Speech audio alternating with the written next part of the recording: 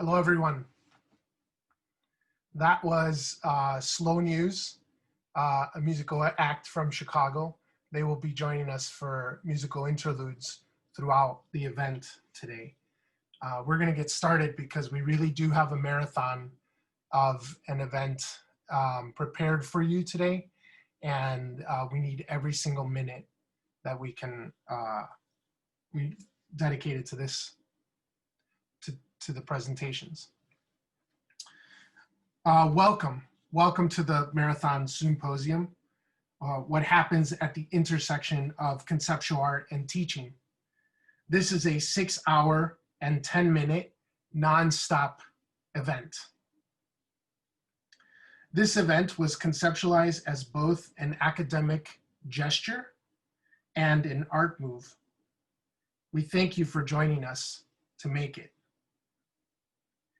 We are especially grateful to our 39 presenters. It is their work captured momentarily in today's 10-minute vignettes that stands as evidence for robust live practices. Practices that are simultaneously invested in the potentialities and applicability of conceptualist art, and perhaps more mysteriously, wholeheartedly committed to the actions and ethics of sharing what one knows and does with those who they live alongside. That's correct.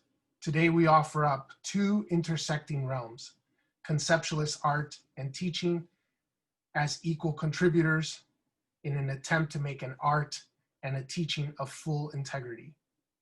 Today we offer an art and teaching that is simultaneous, pliable, absurd, hopeful, motivated, just, adventurous, unafraid, and most importantly, inextricably relational.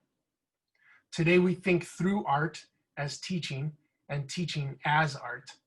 Today we take up the material at hand and make collage, performance, happenings, video art, durational art, text-based art, institutional critique, relational aesthetics, public pedagogy, and social sculpture.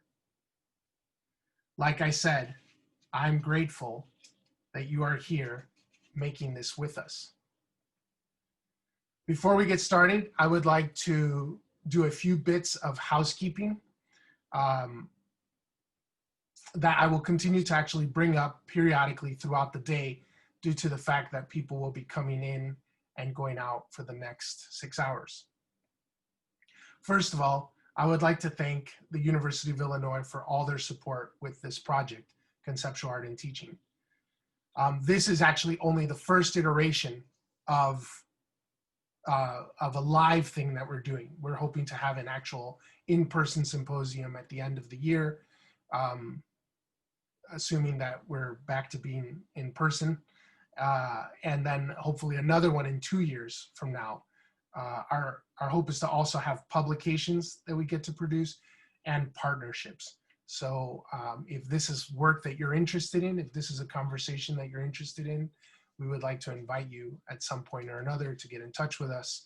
We're interested in expanding the discourse, not necessarily being the focal point of the discourse. We don't think ourselves in that way.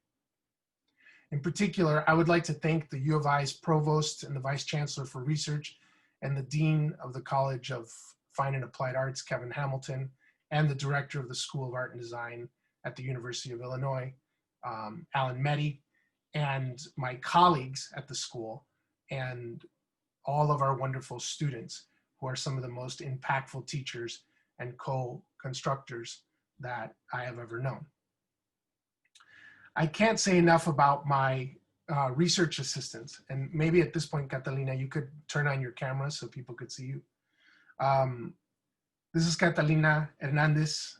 You will hear her today with her collaborator, Natalia Espinel, at 5 p.m. Central Time.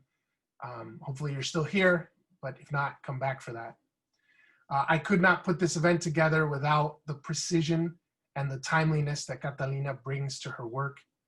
Also, her creative feedback throughout the various steps of this project have been absolutely essential. I also want to thank you, Catalina. I also want to thank and welcome Slow News. So Slow News, show yourself for a minute. He's going to be filling the cyber gaps with some experiments that we have themed musical interludes, although we're going to hold to that label loosely. Thank you, Slow News. Okay. Last but not least, I want to thank and introduce you to our behind the scenes spotter slash tech troubleshooter slash production manager, Alicia De Leon. Are you around? There she is. If you get a private message in the chat, that means you may need to do something that Alicia is asking you to do, such as turn your microphone off or turn your camera off. We're asking people to keep their cameras off because this allows the presenter to have the majority of the bandwidth during their presentation. She's also the person who will help all of our presenters be ushered in smoothly today. Alicia also has control of the entire Zoom. So if someone decides that it will be their piece to interrupt a specific presenter, Alicia has the power to usher you out of the Zoom. Hopefully she won't have to do that. So that brings me to my last, thank you, Alicia. So that brings me to my last bit of housekeeping and something that I will repeat throughout the day. This is a Zoomposium, playing on the word symposium, of course. And as much as we would like to have an open dialogue, as you would normally have in a symposium, about everything that is presenting today, this format just won't allow it. And I'm not actually talking about Zoom, the format of Zoom. We can actually have a discourse through Zoom.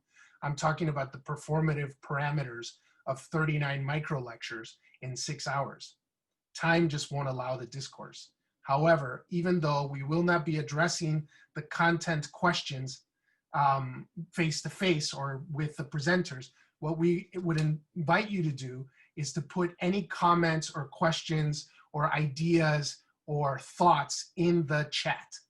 We plan to include as much of the chat as seems relevant to this conversation in Appendix A of our forthcoming book that will contain all of these lectures in it. So we're producing a book that's going to contain all of these think pieces in it from the 6 hours, and we're hoping that anything that you contribute, you will be a contributor, and you will be attributed as a contributor if you put things in the chat. And again, that's things that are relevant to the conversation. We'll have that part of it edited too.